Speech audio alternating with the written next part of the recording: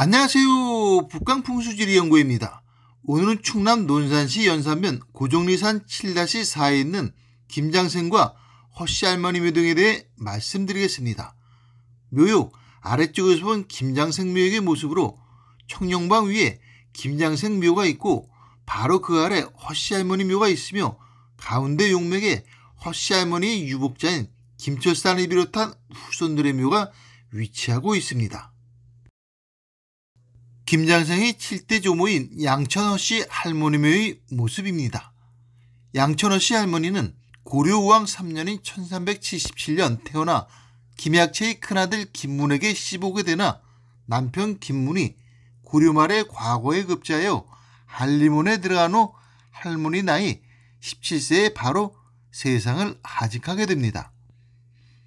친정에서는 다시 재혼을 시키려고 하였으나 유복자의 낙이 김철산을 안고 개성에서 시댁인 연산으로 오게 되며 도중 계속해서 호랑이가 보호해 주었다고 합니다.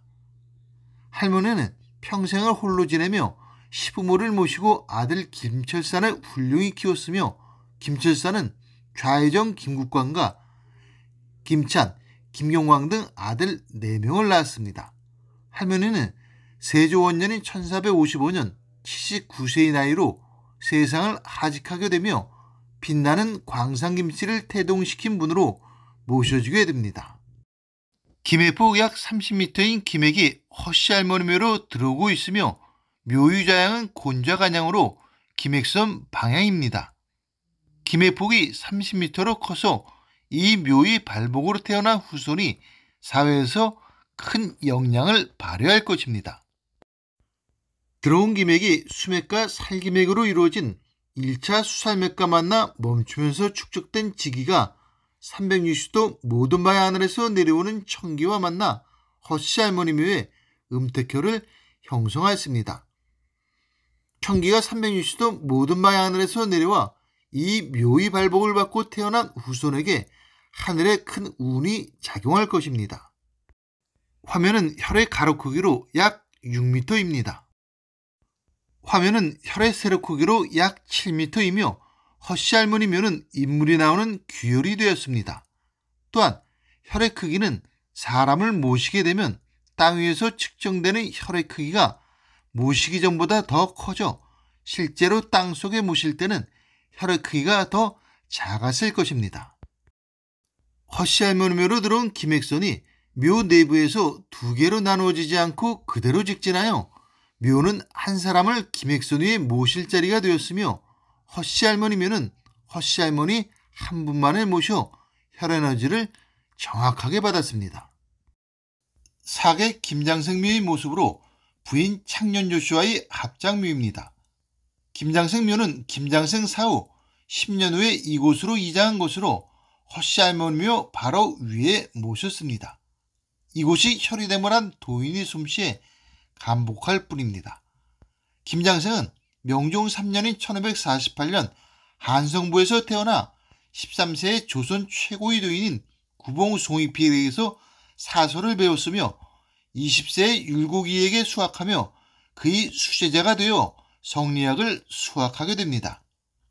그는 우계 성원에게도 수학하고 호조참판과 형조참판을 역임하고 서인의 영숙격으로 활약했으며 그의 밑에서 우암 송시열, 동춘당 송중길 등이 수학했고 기호학파가 약 200년 동안 정권을 잡는데 주도적 역할을 하였습니다.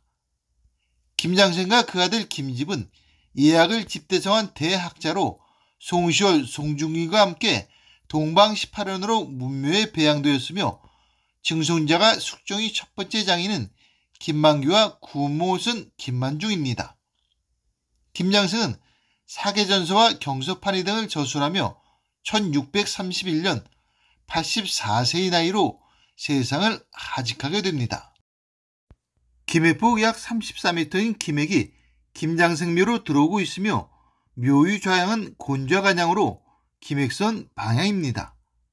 김해폭이 34m로 매우 커서 이 묘의 발복으로 태어난 후손이 사회에서 큰 영향을 발휘할 것입니다. 들어온 김액이 일시적으로 멈춘 후 다시 직진하여 아래쪽에 있는 허씨 할머니 묘에 다시 음택교를 형성하였으며 이때 기맥폭이 34m에서 30m로 줄어드는데 이는 김장생 묘에서 기맥에 있는 지기에너지를 소모하기 때문입니다. 들어온 기맥이 수맥과 살기맥으로 이루어진 1차 수살맥과 만나 일시적으로 멈추면서 축적된 지기가 360도 모든 바의 하늘에서 내려오는 청기와 만나 김장생묘의 음택교를 형성하였습니다. 청기가 360도 모든 바의 하늘에서 내려와 하늘에 큰 운이 작용하는 인물이 나올 것이며 유배 가서 죽는 일도 없을 것입니다. 화면은 혈의 가로 크기로 약 6m입니다. 화면은 혈의 세로 크기로 약 8m이며 김장생묘는 인물이 나오는 대단한 규열이 되었습니다.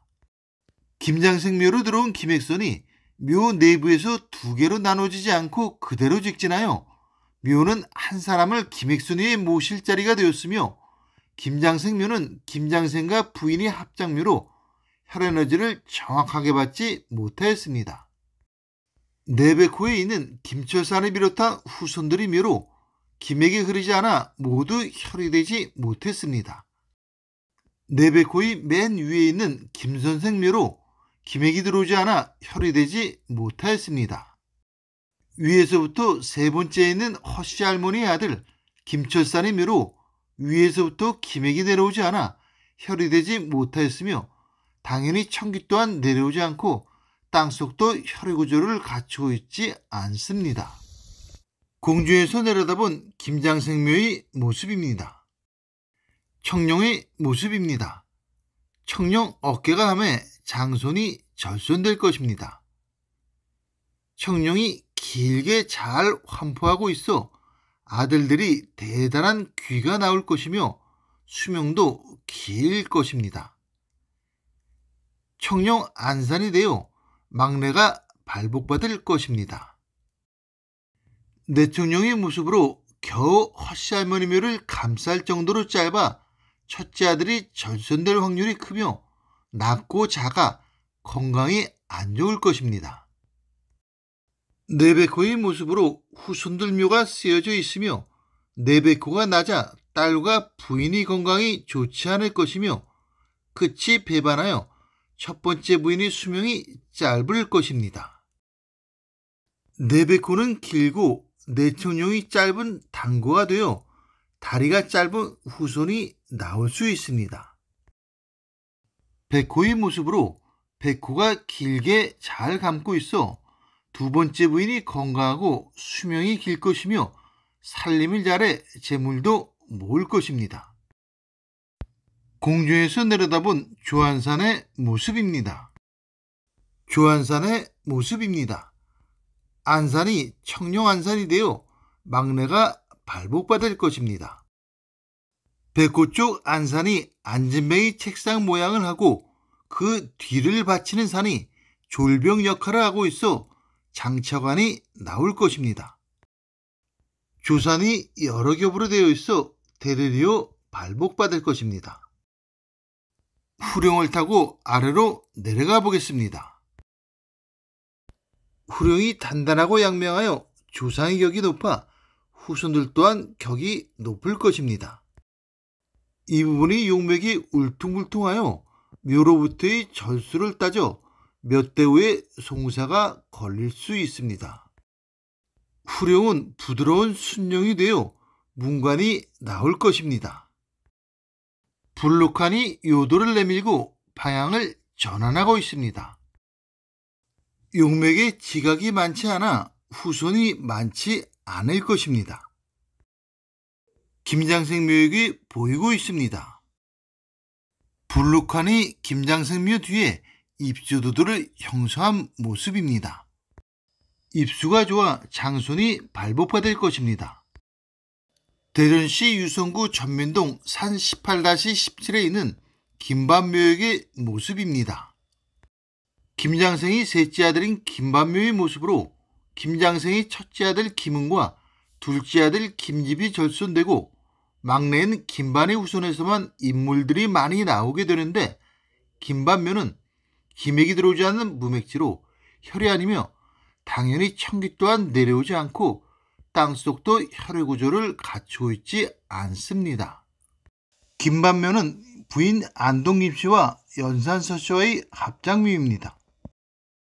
김반묘 바로 위에 있는 김반의 셋째 아들 김익견묘의 모습으로 부인 해평인 씨와의 합장묘로 역시 김액이 내려오지 않아 혈이 되지 못했습니다. 김반묘 백호방 위쪽에 있는 김반의 큰아들 김익열묘의 모습으로 부인 장수왕 씨와의 합장묘로 역시 이쪽으로도 김액이 내려오지 않아 혈이 되지 못하였습니다. 정리하면 허씨 할머니 묘가 김해폭 30m이고 청기도 360도 모든 방향에서 내려오는 대단한 규율이 되었고, 허씨 할머니 사후 김장생 전까지 인물이 나오지 않아 김장생의 7대 조모인 양천 허씨 할머니 발복을 받은 것으로 사료됩니다. 또한 허씨 할머니 바로 위에 모셔진 김장생묘는 김해폭이 34m이고 청기도 360도 모든 방향에서 내려오는 대단한 자리가 되어 김장생 후손에서 많은 인물들이 나오는데 큰 역할을 하였을 것입니다. 또한 김해폭이 김장생묘를 지나며 34m에서 30m로 줄어들게 되며, 이는 김액에 있는 지기에너지를 혈인 김장생묘에서 사용했기 때문입니다. 김반의 후손에서 인물들이 나와 김반묘를 명당으로 생각할 수도 있으나 김반묘는 혈이 되지 못해 광산김씨들이 인물이 나오는데 기여는 못했을 것입니다. 이상으로 양천허씨 할머니와 김장생 김반묘에 대한 풍수지리학 설명을 마치겠습니다. 북광풍수지리연구에서 말씀드렸습니다.